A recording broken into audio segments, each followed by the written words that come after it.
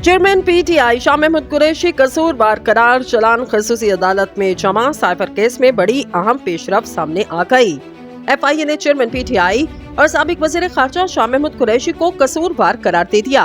विफाकी तहकीकाती agency ने case से मुतालिक चलान ऑफिशियल सीक्रेट एक्ट खसूसी अदालत में जमा करवा दिया, जिसमें चेयरमैन पीटीआई और शाह महमूद कुरैशी को कसूरवार करार दे दिया गया। एफआईए ने अदालत में जमा करवाए गए चलान में चेयरमैन पीटीआई और शाह महमूद कुरैशी को ट्रायल करके सजा देने की इस्तदा की। जराये के मुताबिक असद उमर एफआईए के मुलजिमान की लिस्ट में शामिल नहीं, जबकि साबिक प्रिंसिपल सेक्रेटरी आजिम खान एफआईए के गवाह बन गए, जिनका 161 और 164 का बयान चलान के साथ मुंसलिक है। जराये के मुताबिक चलान में कहा गया, चेयरमैन पीटीआई ने साइफर अपने पास रखा और स्टेट सीक्रेट का गलत इस्तेमाल किया। साइफर कॉपी चेयरमैन पीटीआई के पास पहुंची, लेकिन वापस नहीं की गई। खसूसी अदालत में जमा करवाए गए चलान के मुताबिक सेक्रेटरी खारजा असद मजीद और साबिक सेक्रेटरी खारजा सोहेल महमूद भी गवाहों में शामिल।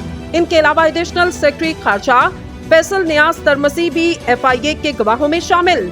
साइफर वजारत खारजा से लेकर वज़ीर आज़म के पास पहुंचने तक पूरी चेन को गवाहों में शामिल किया गया।